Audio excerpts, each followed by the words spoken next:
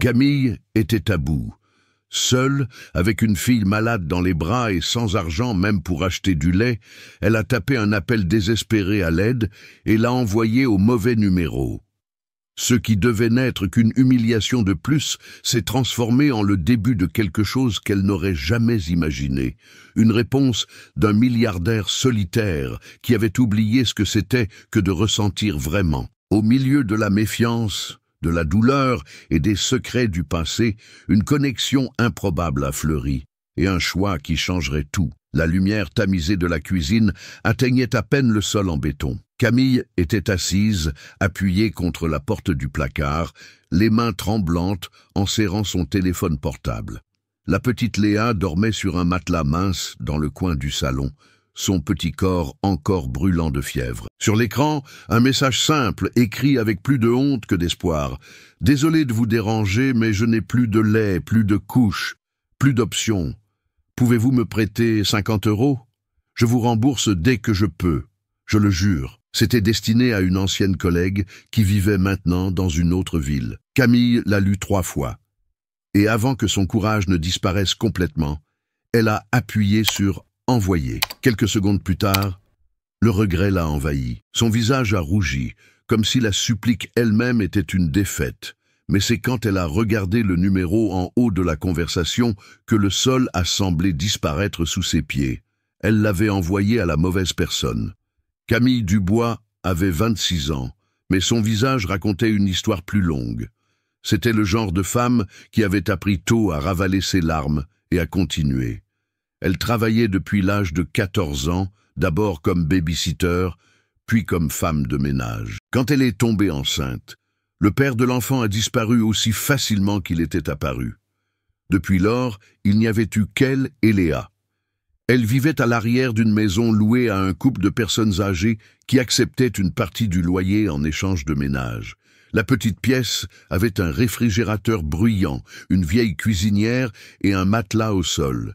C'était tout ce qu'elle pouvait se permettre. Elle avait appris à ne pas trop se plaindre de la vie, juste assez pour ne pas exploser de l'intérieur. Ces derniers jours, tout avait empiré. Léa a commencé à avoir de la fièvre, et le peu de lait maternel que Camille avait n'était plus suffisant. La couche de fortune en tissu était lavée 2 fois par jour. La facture d'électricité était en retard. La nourriture, 3 morceaux de pain et du café soluble. C'était tout. Camille avait toujours eu peur de demander de l'aide. Elle avait honte. Elle avait appris à se débrouiller seule ou à faire semblant de pouvoir le faire.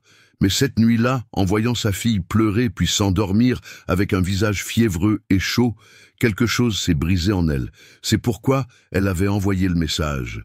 Mais maintenant, en regardant le numéro inconnu en haut du chat, son estomac se noua. « Mince !»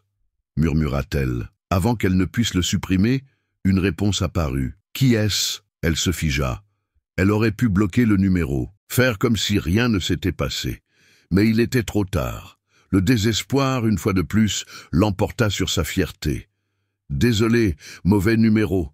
Je traverse juste une période difficile. » La réponse fut brève. « À qui demandez-vous de l'argent ?» Camille hésita. Elle tapa lentement. « C'était pour une amie, mais ça va. » « Oubliez ça. » Silence. Elle regarda de nouveau Léa, qui gémissait sur le matelas. Sa poitrine se serra. Elle prit son téléphone et fit ce qu'elle n'aurait jamais cru faire. Elle prit une photo de sa fille malade, puis envoya l'ordonnance pour le médicament et la formule pour bébé qu'elle ne pouvait pas se permettre. Elle regroupa le tout et l'envoya. Elle s'allongea sur le sol froid à côté de sa fille et tira la couverture usée sur elle deux. Elle pleura doucement, comme quelqu'un qui était trop fatigué même pour supplier. Et elle s'endormit ainsi. C'est là que tout commença à se défaire. Camille rêvait de peu, mais pour elle, c'était tout. Un petit endroit avec une fenêtre, un lit avec des draps propres, de la nourriture tous les jours, et qui sait, un emploi stable qui paierait assez pour ne plus jamais avoir à demander quoi que ce soit à personne. C'était ça, ne pas dépendre, ne pas être humiliée, donner à Léa ce qu'elle n'avait jamais eu. Elle croyait encore pouvoir y arriver. Même si tout s'effondrait, elle y croyait encore. Le lendemain, le visage marqué par les cernes et le cœur plus léger d'avoir, au moins, parlé à quelqu'un, même si c'était un étranger. Elle rassembla le peu qu'elle avait, attacha ses cheveux et partit avec Léa dans les bras. Elle avait un entretien pour un travail de nettoyage dans un petit bureau. C'était loin, et elle a dû marcher pendant près d'1 heure, équilibrant son sac à dos, sa fille et son espoir. Elle est arrivée en sueur, fatiguée, mais avec un sourire timide sur le visage. Elle a attendu plus d'1 demi-heure dans une réception froide, jusqu'à ce que le propriétaire apparaisse, un homme d'âge moyen avec un air condescendant. Il a demandé « Où habitez-vous » Elle a répondu, sans fioriture, le nom du quartier populaire où elle vivait. Il a haussé les sourcils, l'a regardé de haut en bas et a dit « Nous avons déjà quelqu'un, désolé ». Camille a encore essayé d'argumenter, d'expliquer qu'elle pouvait bien travailler, apprendre vite, qu'elle avait besoin du poste. Mais il lui avait déjà tourné le dos. Elle est rentrée chez elle sous un soleil ardent, avec Léa endormie dans ses bras et le sentiment que le monde se moquait d'elle dans son dos. La honte était si immense que, un instant, elle a pensé disparaître. Quand elle est arrivée, elle a enlevé ses chaussures et s'est effondrée sur le sol. Son téléphone était dans le coin de la cuisine, déchargé. Elle l'a branché sans s'attendre à rien. Mais dès qu'il s'est allumé, la notification est apparue. Pouvez-vous prouver que cette histoire est vraie? Il fallut quelques secondes à Camille pour se souvenir du numéro. Le message datait d'avant l'entretien. Son cœur s'emballa. C'était encore lui. Elle avait déjà tout envoyé. La photo de Léa, l'estimation des médicaments. Mais il en voulait encore plus?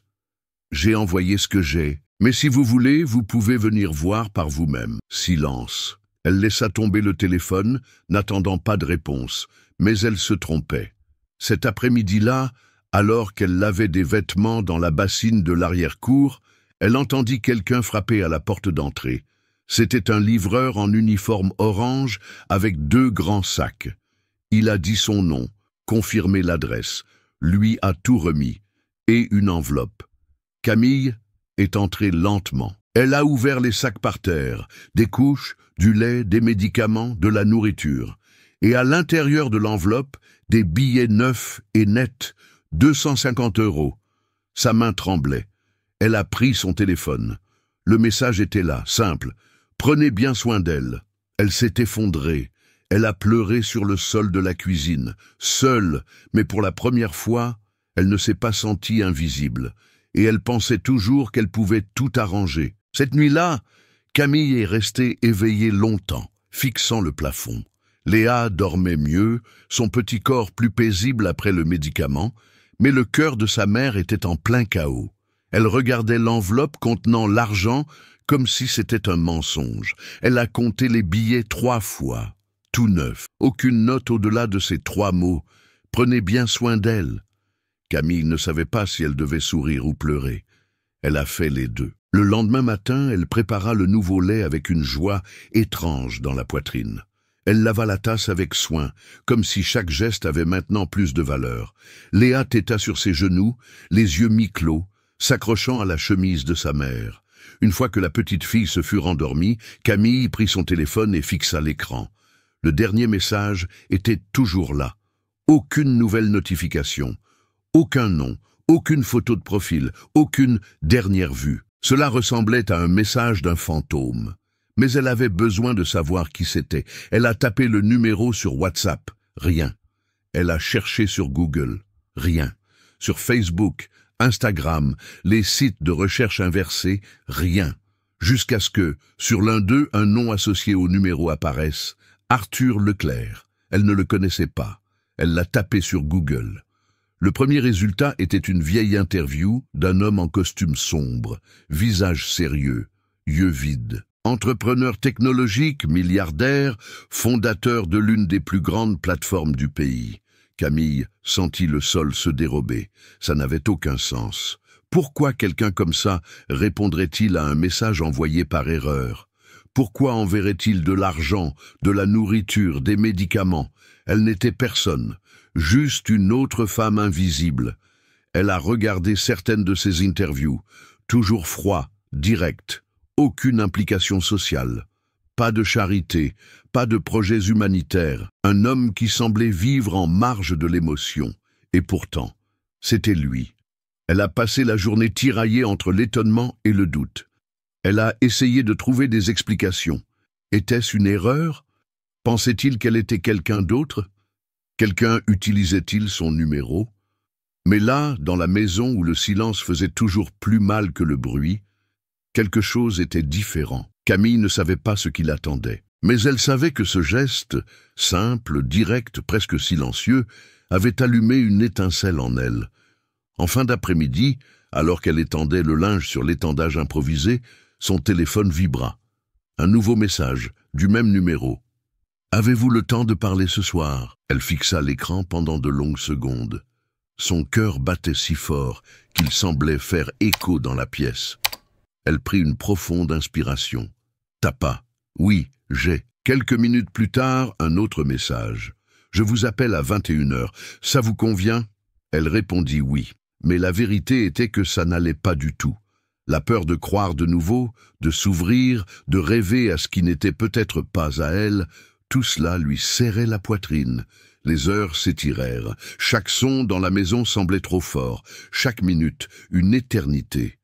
Quand 21h sonnèrent, son téléphone sonna. Camille répondit d'une main moite. « Allô ?» À l'autre bout, le silence. 2 secondes qui parurent un siècle. « C'est Camille ?» demanda une voix masculine, calme et grave. « Oui. Qui est-ce » ? « Arthur. » Elle déglutit difficilement. Elle aurait voulu demander 1000 choses, mais ne put que rester silencieuse. « Désolé de ne pas avoir répondu plus tôt, » dit-il. « J'avais besoin de comprendre si ce que vous aviez écrit était vrai. » Elle faillit s'excuser à nouveau, mais se retint. Sa voix s'étrangla. « Oui, c'était tout vrai. Où habitez-vous ?»« Au quartier des Lilas, dans le bas de la colline. Y a-t-il quelqu'un avec vous ?» Elle faillit rire. « Juste ma fille, Léa. Son père a disparu avant sa naissance. » Silence à l'autre bout. Elle faillit raccrocher, pensant avoir trop parlé. Mais il dit alors, « Vous avez envoyé ce message au mauvais numéro, vous savez. Je sais. C'était pour une ancienne collègue qui a déménagé. Je crois que j'ai interverti un chiffre. Ce numéro, je l'ai acheté hier. Il était vierge, inutilisé. Vous avez été le premier message à passer. » Camille sentit un frisson lui parcourir l'échine. Ce n'était pas une coïncidence. « Ça semble tiré d'un film, » murmura-t-elle. « Peut-être. Ou peut-être que c'était juste le bon moment. » À l'autre bout du fil, il prit une profonde inspiration. « Camille, si vous aviez la chance de tout changer, même si c'était difficile, accepteriez-vous » Elle ferma les yeux. Elle se souvint de la fin, sa fille qui pleurait. La porte claquait lors de l'entretien. « Si c'est réel, j'accepte. » Silence. « Demain matin, j'enverrai quelqu'un vous chercher. Rendez-vous à l'adresse que je vous enverrai. Ne prenez que l'essentiel et ne le dites à personne. Où m'emmenez-vous? Vous le saurez en arrivant. Et si c'est dangereux, je ne vous ferai jamais de mal. Vous me faites confiance ?» Camille hésita. Mais elle répondit « Je vous fais confiance. » Ce fut à cet instant, le téléphone encore à la main et sa fille endormie à ses côtés, qu'elle comprit. Quelque chose de bien plus grand était sur le point de commencer. Avez-vous déjà fait confiance à quelqu'un que vous connaissiez à peine, juste parce que vous n'aviez plus rien à perdre? Camille l'a fait, et c'était peut-être la décision la plus risquée et la plus juste de sa vie. Si vous aussi, vous avez dû tout miser sur une seule chance, commentez ici avec un « oui », juste pour que je sache que vous êtes là, que vous comprenez. Le soleil ne s'était même pas encore levé lorsque Camille ouvrit les yeux. Elle avait peu dormi, le cœur battant la chamade, comme si son corps savait que quelque chose était sur le point de changer. Léa dormait encore, serrant l'ours en peluche qu'elle avait obtenu lors d'une vente de charité. Le son de la respiration calme de sa fille était la seule chose qui maintenait Camille ancrée en cette étrange matinée. La notification sur son téléphone arriva à 7h pile. « Le chauffeur s'appelle Antoine. Il viendra vous chercher dans 30 minutes. Apportez vos documents et l'essentiel pour Léa. Et s'il vous plaît, faites confiance. » Camille resta immobile, regardant le message. Il était facile de dire « fais confiance ». Difficile était de faire taire la voix qui disait que tout pouvait mal tourner. Mais une partie d'elle, la même partie qu'il avait fait appuyer sur « envoyer au mauvais message », lui disait qu'elle devait y aller. Elle prépara son sac à dos calmement, comme si chaque pli de vêtements était un adieu à celle qu'elle avait été jusqu'alors. Des couches, un biberon, l'acte de naissance de Léa, son permis de travail usé, et une tenue de rechange pour chacune. Quand la voiture noire s'arrêta devant la maison, Camille sentit le temps se suspendre. Antoine descendit, poli, l'appela par son nom et ouvrit la portière avec précaution. Il n'y avait pas d'ostentation, juste de l'efficacité et du silence. Avant d'entrer, elle jeta un dernier coup d'œil à la modeste bâtisse en briques apparentes. Ce n'était pas beau, mais cela avait été le seul refuge de Léa jusqu'alors. Elle avait peur de la quitter. Elle avait peur de ne pas revenir, ou de revenir la même. Le trajet dura près d'1 heure. Ils traversèrent des quartiers que Camille ne connaissait que de réputation. Des rues larges, des avenues bordées d'arbres, de hauts murs, un silence coûteux. Lorsque la voiture s'arrêta enfin devant un portail moderne, en bois et en fer, elle sentit un frisson lui parcourir l'échine.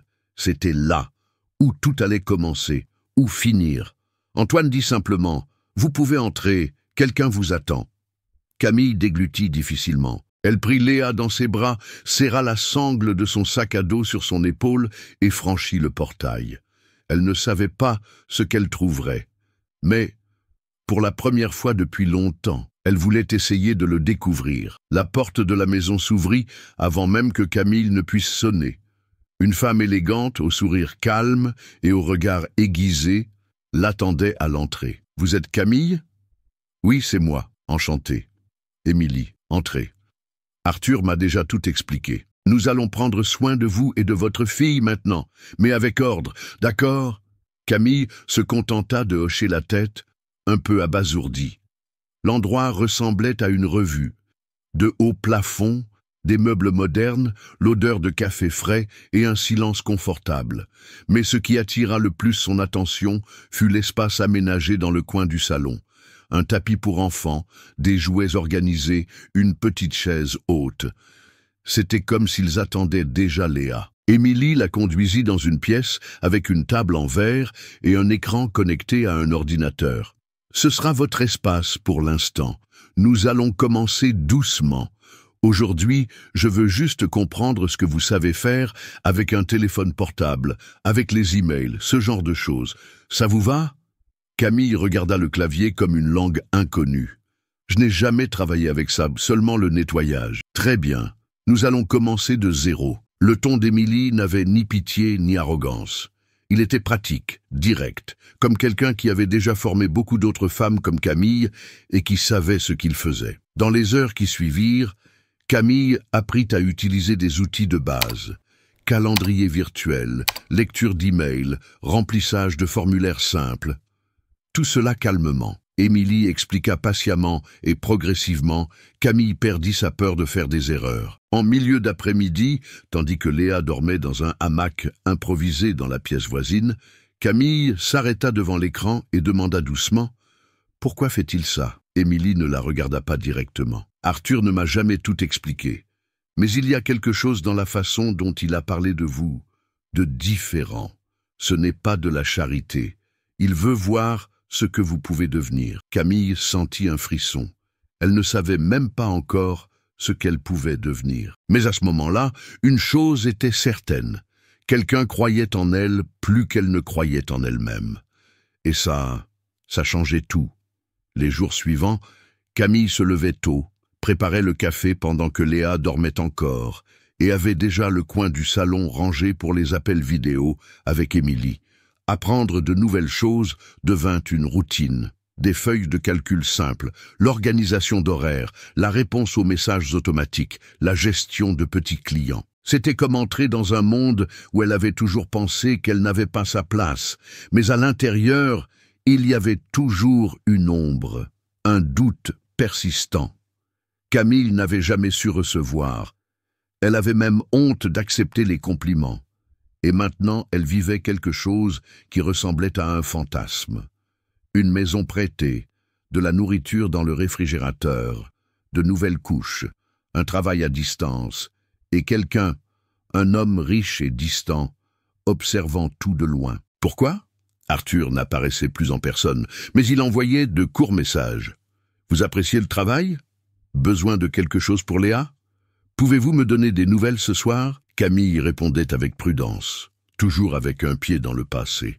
Elle ne savait pas si c'était de la gentillesse, de la surveillance ou autre chose. Jusqu'à une nuit, alors qu'elle faisait la vaisselle avec son téléphone près de l'évier, un nouveau message arriva. « Faites-vous facilement confiance aux gens, Camille ?» Elle s'arrêta, s'essuya les mains sur la serviette et répondit « Non, je n'ai jamais, mais hier, j'ai senti que je devais. » Il y eut une longue pause.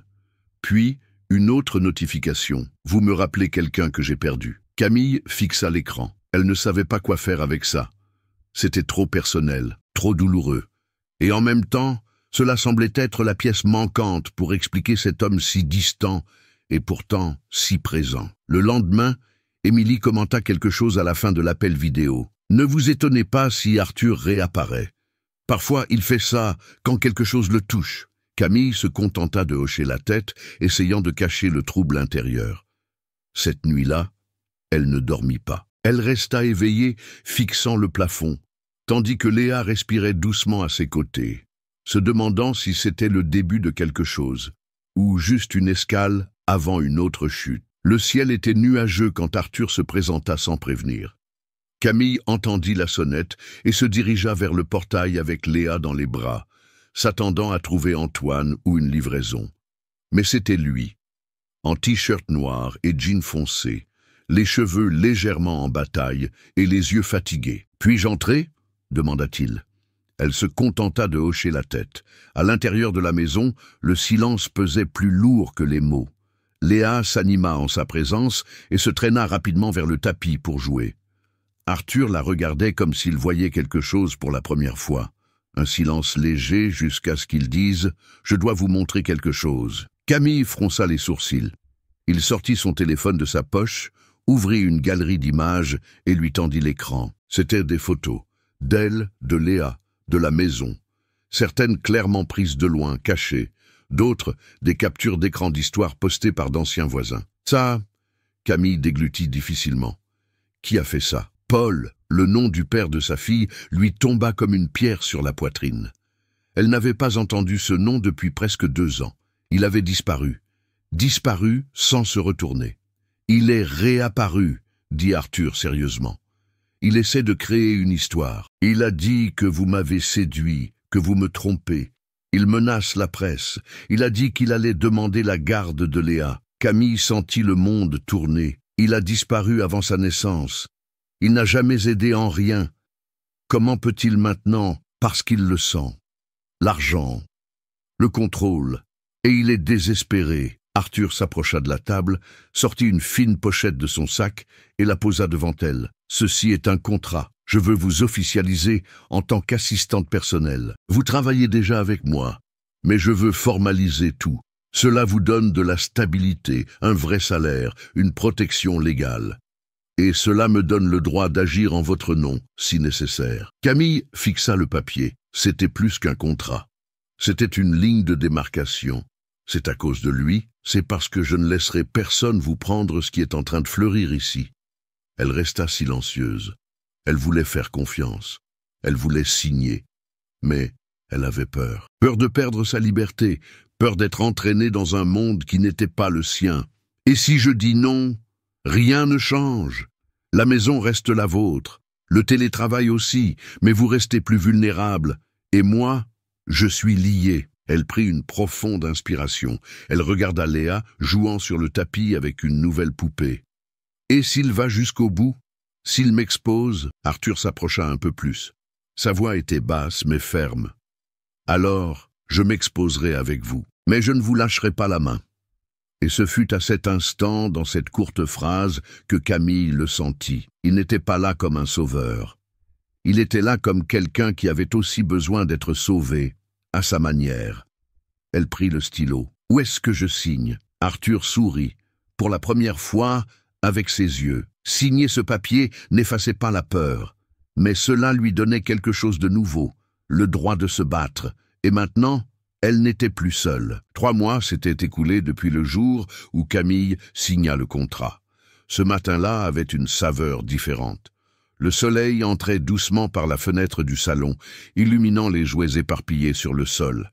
Léa courait avec son ours en peluche, traînant par terre, riant avec la légèreté de quelqu'un qui n'avait jamais connu la faim. Camille buvait son café assise sur le porche, un carnet sur ses genoux et son nouvel ordinateur portable ouvert à ses côtés. Elle avait appris à tout utiliser, tableur, plateforme, calendrier exécutif. Maintenant, elle était responsable de coordonner une partie de l'emploi du temps personnel d'Arthur, les réunions internes et les demandes confidentielles. La maison restait la même, simple, élégante, avec une odeur de vie nouvelle. Mais à l'intérieur, elle était différente. Elle n'avait plus peur d'ouvrir le réfrigérateur. Léa avait des couches, des médicaments, des jouets, et elle avait un nom, une profession et la paix. Arthur lui rendait visite fréquemment, mais sans prévenir ni faire de manière. Parfois, il venait juste déjeuner et repartait.